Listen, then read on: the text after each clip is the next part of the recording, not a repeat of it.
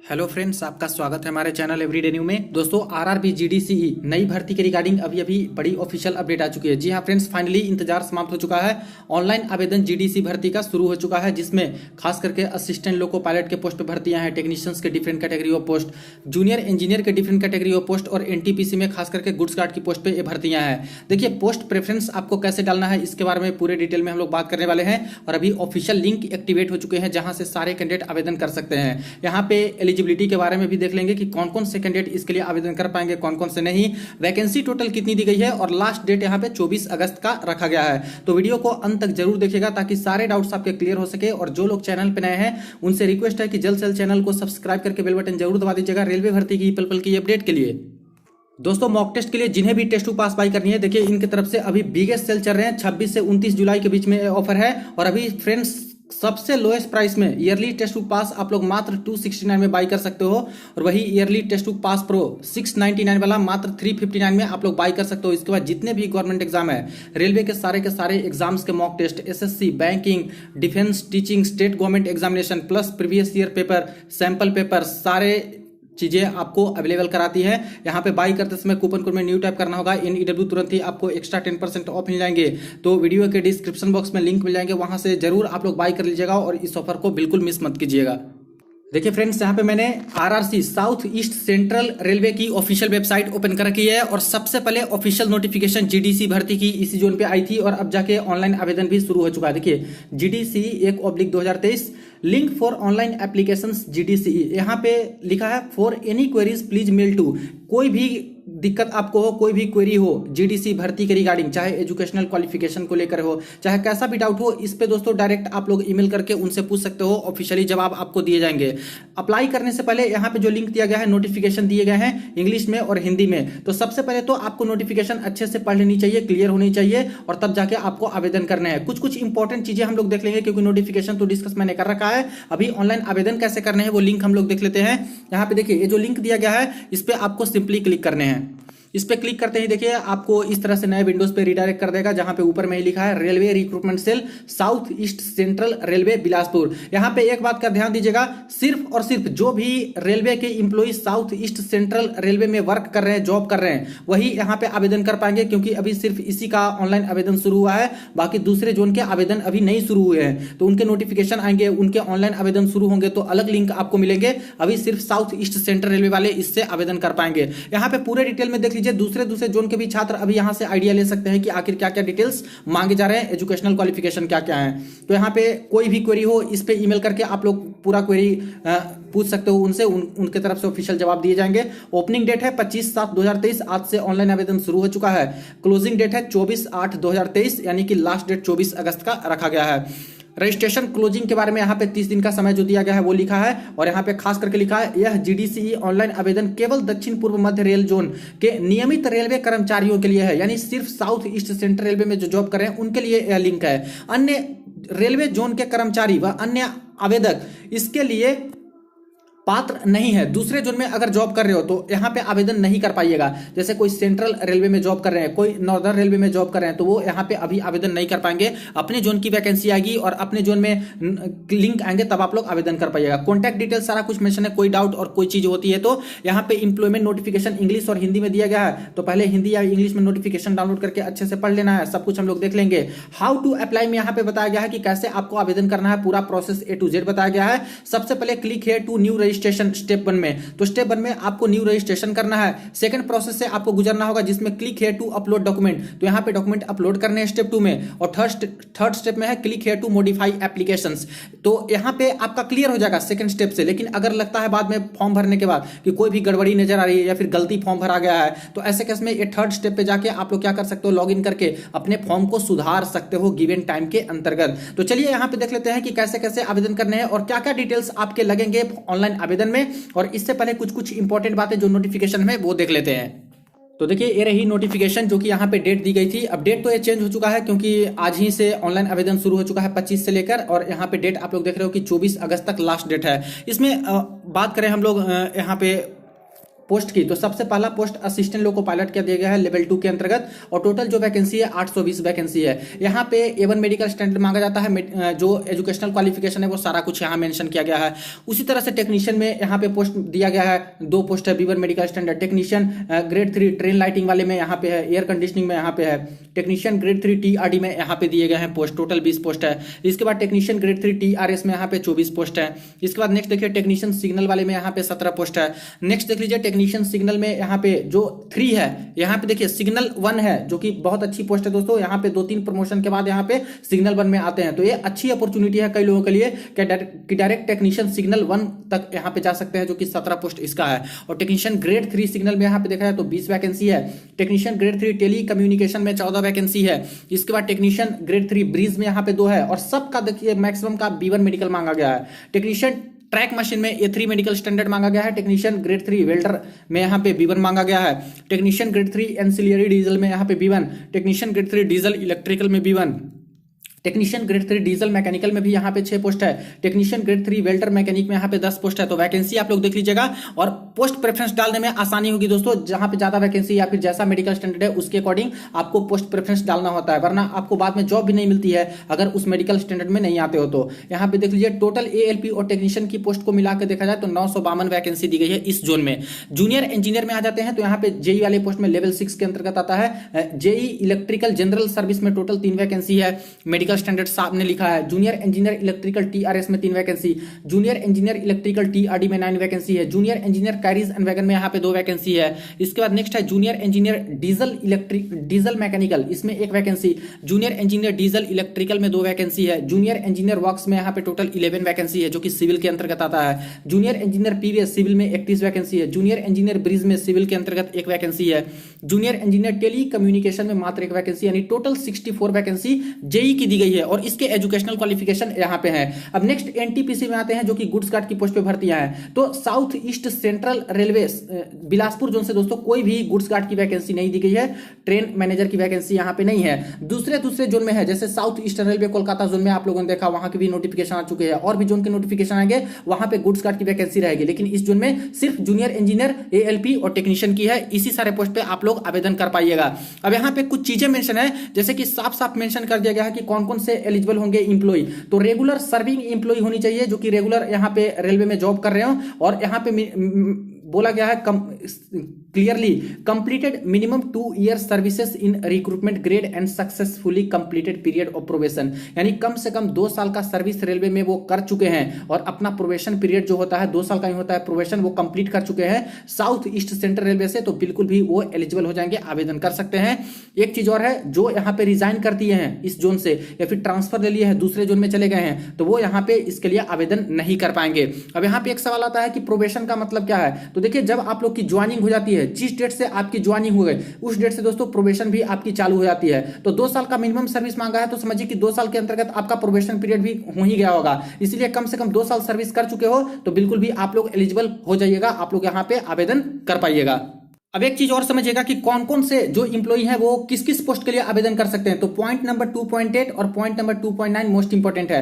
इसमें यही चीजें लिखी गई कि 2 साल का तो सर्विस होना चाहिए, लेकिन इसमें बोला गया है direct recruitment working in grade lower than the grade pay scale for which GDC is being conducted are eligible to appear in GDC selection for all categories. यानी अगर आप लोग लेवल 1 के पोस्ट पे हो, यानी ग्रुप डी के post पे हो, अगर लेवल 2 पे ALP में भरना है, अगर लेवल 2 पे टेक्नीशियन में भरना है, अगर लेवल 6 पे JEE में भरना है, तो आप लोग बिल्कुल एलिजिबल हो, आवेदन कर सकते हो। यानी लोअर ग्रेड में जॉब कर रहे हो तो अपर ग्रेड वाले में आप लोग आवेदन कर सकते हो। कोई लेवल 2 में जॉब कर रहा है ALP में, तो लेवल 2 में ALP पे नहीं जा सकते, यानी कि ALP में पहले से जॉब कर रहे हो तो ALP का पोस्ट पे आप लोग आवेदन नहीं कर पाइएगा।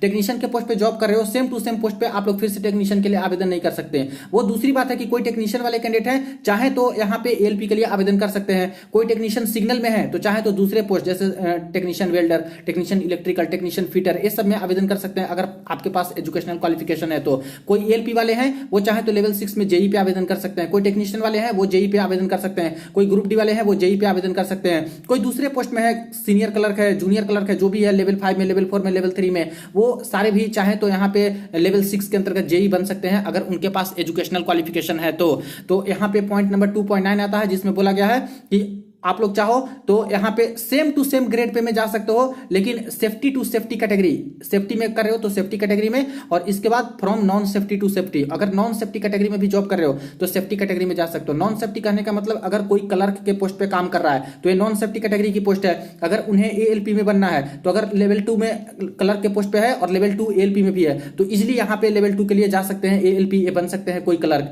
ट्रेन क्लर्क, चाहे जूनियर क्लर्क, चाहे अकाउंट क्लर्क है, ये सारे हैं जो कि लेवल 2 के अंतर्गत जा सकते हैं same to same grade pay में, क्योंकि नॉन सेफ्टी से सेफ्टी में जा रहे हैं और साफ साफ लिखा है कि नॉन सेफ्टी से सेफ्टी में जो जाना चाहते हैं वो जीडीसी के लिए बिल्कुल एलिजिबल हैं, आवेदन कर पाइएगा। तो यहां से आई थिंक कि बाकी सारी चीजें क्लियर हो गई होंगी। अब आइए आते हैं हम लोग आवेदन पे।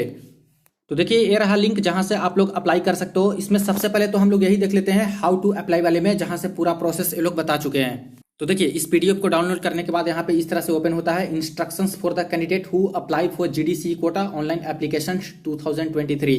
Before applying online candidates are advise to keep scanned copies of following documents in JPEG format, जो कि 300 केबी के अंतर्गत होनी चाहिए। तो कौन कौन सी चीजें आपको रखनी है आवेदन करने से पहले? स्कैन्ड पासपोर्ट साइज फोटोग्राफ, आपकी पासपोर्ट साइज फोटोग्राफ होनी चाहिए जो कि स्कैन वाली होनी चाहिए। स्कैन्ड सिग्नेचर, आपके सिग्नेचर होनी चाहिए। Scanned copies in proof of date of birth, educational and caste certificate, यानी डेट ऑफ बर्थ के सर्टिफिकेट के लिए 10th क्लास की सर्टिफिकेट भी चल जाती है, कोई डेट ऑफ बर्थ का और कोई प्रूफ है वो रख सकते हो। एजुकेशनल क्वालिफिकेशन जो आपके पास है उसका रखिए, कास्ट सर्टिफिकेट रखिए, क्योंकि सारे का यहाँ पे अपलोड करने के लिए डॉक्यूमेंट मांगा जाएगा। तो ये सारी चीजें आपके पास जेपीजी फॉर्मेट में होनी चाहिए। अब फर्स्ट स्टेप में बोला गया है candidate click on new registration, तो न्यू रजिस्ट्रेशन पे आपको क्लिक करना होगा सबसे पहले आवेदन करते समय। तो न्यू रजिस्ट्रेशन पे जैसे ही क्लिक करते हो इस तरह से ओपन होगा, जिसमें स्टेप 2 में inter your employee code, PF number और डेट ऑफ बर्थ। अब यहाँ पे समझिएगा कि क्या क्या डिटेल्स मांगे जा रहे हैं। सबसे पहले यहाँ पे आपसे डिटेल मांगे जा रहे हैं, एम्प्लॉई कोड, पीएफ नंबर जो कि 11 डिजिट का है। तो आपके पास जो भी होगा is printed in your pay slip, जो आपका पे स्लिप है उस पर जरूर लिखा होगा आपका पीएफ नंबर, या फिर कहीं और एचआरएमएस पोर्टल पे भी लॉगिन करते हो वहां पे भी आपको मिल जाते हैं। तो पीएफ नंबर कंपलसरी है, पीएफ नंबर के बिना आप लोग आवेदन नहीं कर पाइएगा, और 2 साल का तो सर्विस कंप्लीट होनी ही चाहिए। ये भी चीजें हैं। तो नए वाले जो भी ग्रुप टी में अभी ज्वाइन किए हैं, जो एनटीपीसी में लगातार ज्वाइनिंग अभी मिल रही है कई पोस्ट में, वो नए वाले आवेदन नहीं कर पाएंगे लोग जो 2 साल के लिए जॉब नहीं कर पाए हैं अभी तक। बाकी पुराने वाले जो भी हैं वो आवेदन कर पाइएगा। यहाँ पे पीएफ नंबर डाल देना है आपको। इसके बाद डिटेल्स में आपका नाम इस तरह से आ जाएगा। इसके बाद डेट ऑफ बर्थ आपको यहाँ पे डाल देनी है। सिलेक्ट क्वालिफिकेशन, अब क्वालिफिकेशन में यहाँ पे बहुत सारी चीजें होती है, थोड़ी देर में देखेंगे। वहां पे क्वालिफिकेशन सेलेक्ट कर लेना है। प्रेजेंट पे मैट्रिक्स, अभी प्रेजेंट में कौन से लेवल पे काम कर रहे हो, तो लेवल 1, लेवल 2, लेवल 3 ऐसे करके सेलेक्ट कर लेनी है। इसके बाद कंटिन्यू पे आपको क्लिक करना है, या फिर इसमें कुछ गड़बड़ी हो गई है तो क्लियर करके फिर से भर देना है, ठीक है। इसके बाद आते हैं स्टेप 3 में, तो सिलेक्ट पोस्ट। अब जो एजुकेशनल क्वालिफिकेशन आपने सेलेक्ट किया है उसके बेसिस पे कौन कौन से पोस्ट के लिए आप लोग एलिजिबल हो, तो इसके लिए आपको यहाँ पे पोस्ट सिलेक्ट करना होगा। अब पोस्ट में प्रेफरेंस के लिए 1, 2, 3, 4, 5 ऐसे करके दिया रहेगा। अब इसमें देखिए यहाँ पे क्या है, जूनियर इंजीनियर के पोस्ट पे ये आवेदन करना चाहते हैं, तो यहाँ पे जूनियर इंजीनियर का जो पोस्ट है यहाँ से आप लोग पहले देख सकते हो, और सारे पोस्ट का मेडिकल क्या क्या है वो भी आप लोग देख सकते हो, क्योंकि जैसा मेडिकल है उसके अकॉर्डिंग आपको भरना होगा। तो यहाँ पे आपको फर्स्ट में कौन सा पोस्ट रखना है, सेकंड में कौन सा जेई का पोस्ट रखना है, थर्ड में जेई का कौन सा पोस्ट रखना है, 4 में जेई का कौन सा पोस्ट रखना है। इसके बाद अगर एएलपी के लिए एलिजिबल हो आप लोग तो एएलपी का पोस्ट भरना है कि नहीं भरना है। अगर टेक्नीशियन के भी कुछ पोस्ट के लिए आप लोग एलिजिबल हो तो टेक्नीशियन का पोस्ट पे फर्स्ट पे कौन सा टेक्नीशियन, सेकंड पे कौन सा टेक्नीशियन रखना चाहते हो, अगर एजुकेशनल क्वालिफिकेशन है उसका तो ऐसे करके आप लोग यहाँ पे सिलेक्ट कर सकते हो पोस्ट प्रेफरेंस। इसके बारे में और डिटेल में नेक्स्ट वीडियो में हम लोग बात कर लेंगे, क्योंकि बहुत इंपॉर्टेंट होती है। एक गलत डिसीजन दोस्तों आपका पोस्ट प्रेफरेंस सेलेक्ट करने में और आपकी जॉब नहीं लगने वाली है, तो बहुत ध्यान देना होता है पोस्ट को सिलेक्ट करते समय। थोड़ी देर में हम लोग देख लेंगे, आगे देखते हैं। Fill the personal information. अब पर्सनल इन्फॉर्मेशन में आपको यहाँ पे जैसे कैंडिडेट नेम है, इसका आधार नंबर आपको डालना, एचआरएमएस आईडी है जो कि आपको डालना होगा, आई पास नंबर यानी कि जो आपका यहाँ पे आई पास नंबर या फिर पीएफ नंबर हो गया वही चीजें होती है, इंप्लॉई आईडी वो डालना है, फादर्स नेम आपको डालने हैं, मदर्स नेम आपको डालने हैं, डेट ऑफ बर्थ है जो कि यहाँ पे लिखना है। कुछ कुछ चीजें हैं जो कि ऑटोमेटिकली यहाँ पे आ जाएगा। ईमेल आईडी आपको डालने हैं, और ध्यान रखिएगा जो ईमेल आईडी डालते हो, जो मोबाइल नंबर डालते हो, हमेशा आपको रखना है जब तक रिक्रूटमेंट कंप्लीट ना हो जाए। रिलीजन आपको सेलेक्ट करना है, रेलवे इंप्लॉई हो यस और नो में डालिए, तो यस तो करना ही होगा। इसके बाद प्रेजेंट ग्रेड पे आपका क्या है, तो 1800 ग्रेड पे में है तो 1800, 1900 ग्रेड पे में है तो 1900, 2000 ग्रेड पे में है, चाहे जितना भी ग्रेड पे है उसका आप लोग डाल दीजिएगा। पे स्लिप में देख लीजिए। फिजिकली हैंडीकैप्ड हैं तो यस और नो में क्लिक कीजिए, तो नो है तो नो। इसके बाद एजुकेशनल क्वालिफिकेशन क्या है, तो डिग्री है इनके पास जो सेलेक्ट किए हैं। बाकी आपके पास क्या क्या है, ITI है तो ITI सेलेक्ट कीजिए, जो डिप्लोमा है तो डिप्लोमा, ग्रेजुएशन है तो ग्रेजुएशन, या फिर जो भी चीजें हैं वो सेलेक्ट कर लीजिए। एग्जामिनेशन लैंग्वेज कैसा रखना चाहते हैं, हिंदी या फिर इंग्लिश, क्योंकि GDC 2 ही लैंग्वेज में होती है, तो यहाँ पे सेलेक्ट कर लेना है। अगर कोई तीसरी लैंग्वेज या फिर एक्स्ट्रा लैंग्वेज दिया होगा तो ऐसे केस में आप लोग अपने अकॉर्डिंग सेलेक्ट कर सकते हो, लेकिन हिंदी इंग्लिश जरूर रहेगा, ठीक है। प्रोपोज्ड एग्जाम सिटी, तो एग्जाम सिटी कहाँ पे आप लोग एग्जाम चाहते हो तो वो यहाँ पे सेलेक्ट कीजिएगा। एक चीज ध्यान दीजिएगा, एग्जामिनेशन लैंग्वेज को बिल्कुल अच्छे से यहाँ पे टिक कीजिएगा, क्योंकि जिस लैंग्वेज में आपको एग्जाम देना है उसी लैंग्वेज में पेपर आते हैं फ्रेंड्स, और ये बहुत दिक्कत होती है, प्रीवियस के रिक्रूटमेंट में भी आप लोगों ने देखा है। तो इसका ध्यान दीजिए कि कौन से लैंग्वेज में आपको पेपर चाहिए। इसके बाद आपको यहाँ पे सबमिट कर देनी है। सबमिट कर देने के बाद आपको क्या होगा कि please go to your email ID, SMS, then click on the login. अब इसके बाद जो ईमेल आप लोगों ने डाला है वहां पे रजिस्ट्रेशन ID और पासवर्ड आपको दिया जाएगा, जो कि पासवर्ड डेट ऑफ बर्थ होता है या फिर कोई चीज होगी, तो ईमेल ID पे जाके आप लोग को रजिस्ट्रेशन नंबर मिल जाएगा। User ID and password send to your registered mobile number and email address, साफ साफ बोला गया है। तो आपको यूजर ID और पासवर्ड है जो कि मोबाइल नंबर पे या फिर ईमेल पे भेजा जाएगा, और लॉगिन वाले पे आके आपको फिर से क्लिक करना है और लॉगिन करना है। इसके बाद लॉगिन करने के बाद सारा डिटेल्स डालिएगा, inter registration number, user ID and password डाल दीजिएगा। इसके बाद क्या होगा, ऐसे डिटेल्स आएंगे, इसमें डालने के बाद लॉगिन कर दीजिएगा, तो यहाँ पे नेक्स्ट स्टेप ओपन हो जाएगा। Employ details and address details में आपको क्या करना है, नियरेस्ट रेलवे स्टेशन आपसे मांगा जा रहा है, तो जो नियरेस्ट रेलवे स्टेशन है आपके एड्रेस से वो आपको यहाँ पे डाल देनी है। रेलवे इंप्लॉय हो यस और नो में ऐसे टिक करना है। डेट ऑफ अपॉइंटमेंट, कब आपकी ज्वाइनिंग हुई थी वो यहाँ पे डालनी है। वर्किंग स्टेशन डिस्क्रिप्शन, यानी कि वर्किंग स्टेशन कौन सी है, कहाँ पे जॉब कर रहे हो, किस स्टेशन पे। वर्किंग डेजिग्नेशन डिस्क्रिप्शन, जो जिस स्टेशन पे जॉब कर रहे हो वहां पे आपकी डेजिग्नेशन क्या है, कौन सा पद है। कंट्रोलिंग ऑफिसर आपके कौन है, तो ये आपको जरूर डालना है। इसके बाद एड्रेस, तो आपका फुल एड्रेस होनी चाहिए। इंटर एड्रेस यहाँ पे दिया गया है, 4 कॉलम है, इसमें अच्छे से आप लोग एड्रेस डाल दीजिए, पिन कोड डाल दीजिए। स्टेट आपको सेलेक्ट कर लेना है, कंट्री सेलेक्ट कर लेनी है, डिस्ट्रिक्ट सेलेक्ट कर लेनी है। लैंड लाइन नंबर में STD जो भी है तो डाल दीजिए, नहीं तो मोबाइल नंबर से तो आपका काम चल जाएगा जो ऊपर आप लोग डाले थे। तो ये सारी चीजें हैं जो कि आपको भर देनी है। इसके बाद यहाँ पे एक सवाल आएगा कि सर क्या मैं अपना एड्रेस चेंज कर सकता हूँ, अगर मेरे दूसरे जगह पे मैंने कोई पोस्ट पे ज्वाइनिंग किया था उस समय कोई और एड्रेस था, अभी मैं दूसरा चेंज कर सकता हूँ, तो बिल्कुल चेंज कर सकते हो, क्योंकि ये GDC की भर्ती है तो उसमें अलग भी डाल सकते हो। इसके बाद है इंटर एजुकेशनल डिटेल, तो एजुकेशनल क्वालिफिकेशन में है जो कि 10th क्लास की डिटेल आपको डालनी है कि पास ईयर कब पास हुए। इसके बाद यूनिवर्सिटी बोर्ड का नाम क्या था, स्कूल कॉलेज का नाम क्या था, CBSE ICSE जो भी है उसका नाम क्या है, सर्टिफिकेट नंबर क्या है वो डाल दीजिए, परसेंटेज कितने आए थे 10th में वो डाल दीजिए। इसके बाद डिप्लोमा इन मैकेनिकल, तो इन्होंने ऊपर ही सिलेक्ट किया था डिप्लोमा के बारे में, तो मैकेनिकल में इनका डिटेल डालना होगा। आप लोग जैसा सिलेक्ट करते हो ITI तो ITI का डिटेल डालना होगा। एक्ट अप्रेंटिसशिप तो एक्ट अप्रेंटिसशिप का डालना होगा। बीटेक तो बीटेक का डिटेल डालना होगा। तो जैसा आप लोग सेलेक्ट कीजिएगा उसके अकॉर्डिंग आपसे मांगे जाएंगे। तो यहाँ पे आपको डाल देना है ईयर, डिसिप्लिन, कौन से पोस्ट में किस फील्ड में किए थे, इसके बाद कौन से इंस्टीट्यूशन या फिर कॉलेज, सर्टिफिकेट नंबर क्या है, परसेंटेज कितने आए, तो ओवरऑल जो सेमेस्टर होते हैं उसके बेसिस पे क्या परसेंटेज आए टोटल मिला के इनको बताना होगा। इसके बाद अदर डिटेल्स में कास्ट सर्टिफिकेट, तो कास्ट सर्टिफिकेट का नंबर, जो कास्ट सर्टिफिकेट देखेगा उसके ऊपर नंबर रहता है, वो कास्ट सर्टिफिकेट नंबर डालिए। इसके बाद यहाँ पे सर्टिफिकेट इशूड बाय, तो किसने इशू किया है, वो तहसीलदार ने इशू किया है या फिर SDM ने किया है, तो इस तरह से जो भी चीजें हैं वो DM ने किया है तो आपको डालना होगा। सर्टिफिकेट इशू डेट, किस दिन में इशू हुआ था सर्टिफिकेट वो डालनी है। मार्क ऑफ आइडेंटिफिकेशन में 2 मार्क ऑफ आइडेंटिफिकेशन आपको यहाँ पे डालनी है। इसके बाद upload the following documents then submit, इसके बाद डॉक्यूमेंट अपलोड करने का बारी आता है, तो इसमें क्या करना है, आपको अपना फोटो जो स्कैन वाली रखी होगी वो आपको अपलोड कर देना है। इसके बाद सिग्नेचर जो स्कैन वाली रखी होगी वो आपको स्कैन कर देना है। और ध्यान दीजिएगा साइबर कैफे में जाके आप लोग यहाँ पे फॉर्म भरवाइएगा फ्रेंड्स। कई लोग मोबाइल से भी भरते हैं, लेकिन कोशिश कीजिएगा कि साइबर कैफे से भराइएगा, क्योंकि बाद में कई सारे का एप्लीकेशन भी रिजेक्ट होता है, कुछ ना कुछ गड़बड़ी कर देते हैं, कभी फोटो अच्छे से नहीं डालें, कभी सिग्नेचर अच्छे से नहीं डाले, तो कोशिश कीजिए साइबर कैफे से जाके आप लोग भरवा लीजिएगा। या फिर भरने आता है अच्छा से, आपके पास प्रिंटर या फिर जो भी चीज़ें लैपटॉप है तो आप लोग खुद से भी भर सकते हो, कोई दिक्कत वाली बात नहीं, लेकिन अच्छे से भरिएगा। एज प्रूफ के बारे में बात करें तो एज प्रूफ के बारे में 10th क्लास की सर्टिफिकेट दे सकते हो या फिर बर्थ सर्टिफिकेट भी लगा सकते हो।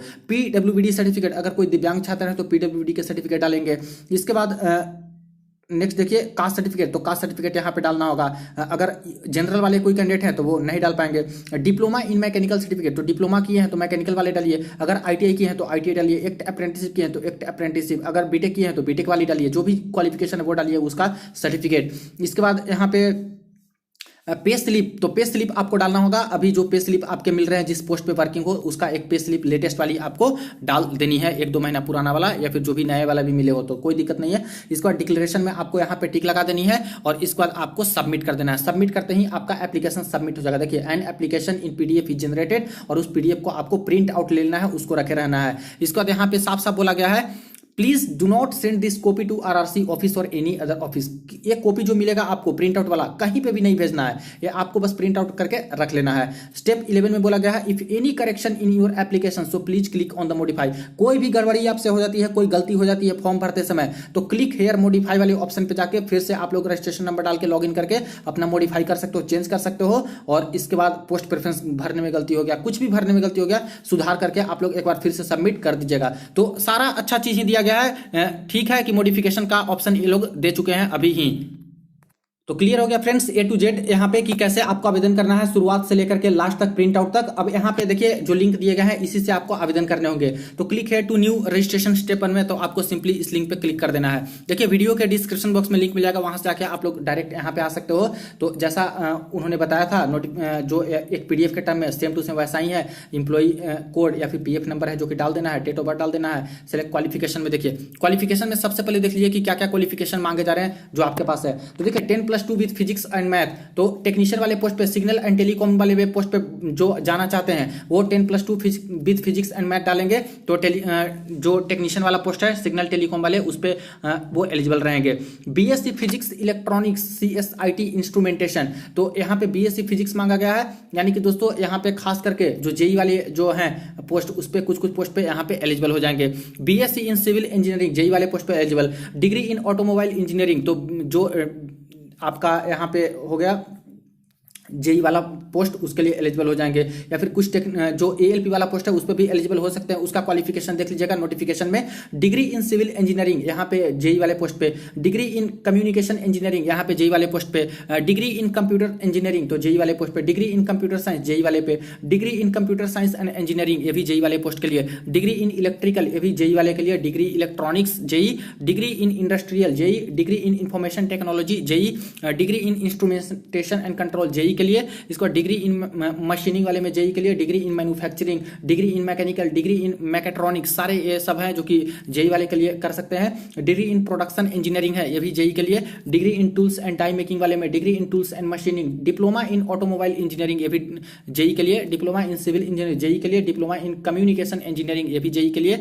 Diploma in computer science engineering, इसके बाद ये सारा कुछ है। Diploma in computer science and engineering computer science है। Diploma in electrical, diploma in electronics, diploma in industrial, diploma in information technology, diploma in instrumentation and control, diploma in machining, manufacturing, mechanical, mechatronics, production engineering, tools and die making, tools and machining, armature and coil binder. देखिए ITI में, तो ITI के लिए जाना चाहते हो तो इस पोस्ट के लिए। आईटीआई इन कारपेंटर तो इसके लिए जा सकते हो। आईटीआई इन इलेक्ट्रिकल या फिर fitter, ITI electrician, ITI in electronics mechanic, ITI in fitter, तो अलग से फिटर का है, अलग से इलेक्ट्रीशियन का है, और इलेक्ट्रिकल फिटर का अलग से है। ठीक है, तो जो आपके पास आईटीआई है उसके अकॉर्डिंग कर सकते हो सिलेक्ट। आईटीआई इन फिटर स्ट्रक्चर, आईटीआई इन गैस कटर, इसके बाद आईटीआई इन हीट इंजन, इसके बाद देखिए ITI in instrument mechanic, ITI in machinist, ITI in maintenance mechanic, ITI in mechanic radio and TV, ITI in mechanic repair and maintenance of heavy vehicle, ITI in mechanic auto electrical and electronics, ITI in mechanic automobile advanced diesel engine, ITI in mechanic diesel, ITI in mechanic HTLT equipment and cable jointing, ITI in mechanic mechatronics, ITI in mechanic motor vehicle, ITI in mechanic power electronics, ITI in mill writing, ITI in painter, ITI in refrigeration and air conditioning. इसके बाद देखिए ITI in structural welder, ITI in tractor mechanic, ITI in welder, ITI in welder gas and electric, ITI in welder pipe, ITI in welder TIG और ITI इन wireman. तो इतना सारा दोस्तों दिया गया है एजुकेशनल क्वालिफिकेशन, जिसमें से जो आपके पास एजुकेशनल क्वालिफिकेशन है उसके अकॉर्डिंग आप लोग सेलेक्ट कर सकते हो। इसके बाद देखिए यहाँ पे टर्म्स एंड कंडीशन भी कुछ दिए गए हैं, इसको भी आपको ध्यान में रखना होगा। और सारा कुछ सही से यहाँ पे भर देते हो तो इसके बाद कंटिन्यू पे आपको क्लिक करना होगा। तो कंटिन्यू पे क्लिक करके आप लोग और डिटेल्स अपना भर सकते हो, जैसा कि हमने बताया यहाँ पे हाउ टू अप्लाई वाले में सब कुछ स्टेप बाय स्टेप बताया गया है। इसके बाद यहाँ पे अपलोड करने की बारी आएगी, तो इस वाले लिंक पे आपको क्लिक करना होगा, लॉगिन करके जो आपके पास रजिस्ट्रेशन आईडी भेजा गया है, ईमेल पे पासवर्ड भेजा गया है, और उससे लॉगिन कर लीजिएगा और सारे डॉक्यूमेंट्स अपलोड करके आपको यहाँ पे सबमिट कर देना है। सबमिट करने के बाद प्रिंट आउट ले लेनी है, और प्रिंट आउट लेने के बाद कुछ गड़बड़ी लगती है उसको मिला लेना है अच्छे से। कहीं भी कुछ गड़बड़ी लगती है तो यहाँ पे फिर से क्लिक करके लॉगिन करके अपना फॉर्म में सुधार कर सकते हो। तो सिर्फ इसी प्रोसेस से आपको गुजरना है फ्रेंड्स। सारे के सारे जो भी इंप्लॉई हैं रेलवे के अंतर्गत और जो एलिजिबिलिटी रखते हैं वो जरूर यहाँ पे आवेदन करिएगा। एक चीज का और आप लोग ध्यान दीजिएगा, एएलपी के लिए कौन कौन से आवेदन कर सकते हैं वो यहाँ पे जरूर ध्यान दीजिए। सिर्फ एएलपी का मैं यहाँ पे बात कर रहा हूं। देखिए 10th पास आपके पास होनी चाहिए, 10th पास प्लस आईटीआई इन स्पेसिफाइड ट्रेड एक्ट अप्रेंटिसेस, या तो आईटीआई आपके पास है या तो एक्ट अप्रेंटिस है 10th पास के बाद, तो आप लोग आवेदन कर सकते हो। या तो आपके पास 10th के बाद डिप्लोमा है या फिर 12th भी की हो तब भी डिप्लोमा अगर आपके पास है तभी आप लोग आवेदन कर सकते हो। लेकिन डिप्लोमा में कौन कौन से आवेदन कर पाएंगे, तो डिप्लोमा इन मैकेनिकल वाले हैं वो यहाँ पे एएलपी के लिए एलिजिबल हैं, डिप्लोमा इन इलेक्ट्रिकल एएलपी के लिए एलिजिबल है, डिप्लोमा इन इलेक्ट्रॉनिक्स एएलपी के लिए एलिजिबल, ऑटोमोबाइल डिप्लोमा में है, ऑटोमोबाइल इंजीनियरिंग में वो भी यहाँ पे बिल्कुल भी एलिजिबल होंगे। तो बस इतना ही से डिप्लोमा जो किए हैं या फिर बीई या बीटेक किए हैं इतना सब्जेक्ट से, वही सिर्फ और सिर्फ एएलपी के लिए एलिजिबल होंगे। दूसरे जो सब्जेक्ट से डिप्लोमा या फिर बीटेक किए हैं वो यहाँ पे एलिजिबल नहीं हो पाएंगे।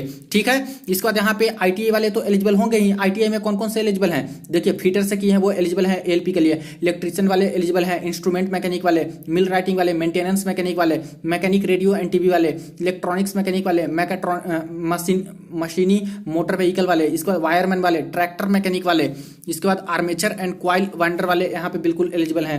इसके बाद यहाँ पे ट्रैक्टर मैकेनिक वाले, आर्मेचर एंड कॉइल वाइंडर, इसके बाद मशीनिंग डीजल वाले, इसके बाद हीट इंजन। बस इतना से जो आईटीआई या फिर एक्ट अप्रेंटिस किए हैं वो यहाँ पे एलिजिबल हो जाएंगे एएलपी वाले पोस्ट के लिए। अब यहाँ पे सवाल उठता है कि जो यहाँ पे डिप्लोमा वाले हैं क्या डिप्लोमा वाले टेक्नीशियन वाले पोस्ट पे आवेदन कर सकते हैं, तो जी नहीं फ्रेंड्स, टेक्नीशियन वाले पोस्ट पे डिप्लोमा वाले आवेदन नहीं कर पाएंगे। जो बीई बीटेक वाले हैं वो भी डिप्लोमा जो यहाँ पे टेक्नीशियन वाले पोस्ट है उस पे एलिजिबल नहीं होंगे। यहाँ पे जो 12th पास है वो सिर्फ और सिर्फ सिग्नल एंड टेलीकॉम वाले पोस्ट पे एलिजिबल हो जाएंगे टेक्नीशियन के, और बाकी जो टेक्नीशियन का अदर पोस्ट है उस पर सबका यहाँ पे दिया गया है। नोटिफिकेशन को अच्छे से पढ़िएगा, जिस पोस्ट के लिए आवेदन करना है उसके सामने साफ साफ लिखा है कि कौन कौन से आईटीआई वाले आवेदन किस किस पोस्ट के लिए कर सकते हैं। तो क्लियर हो गया, और उसके अकॉर्डिंग पोस्ट का प्रेफरेंस आप लोग अपना दे लीजिएगा। बाकी कल के वीडियो में और अच्छे से पूरा जानकारी मैं दूंगा। वीडियो को ज्यादा दोस्तों के साथ जरूर आप लोग शेयर कर दीजिएगा। चलिए मिलते हैं नेक्स्ट वीडियो में नेक्स्ट अपडेट में।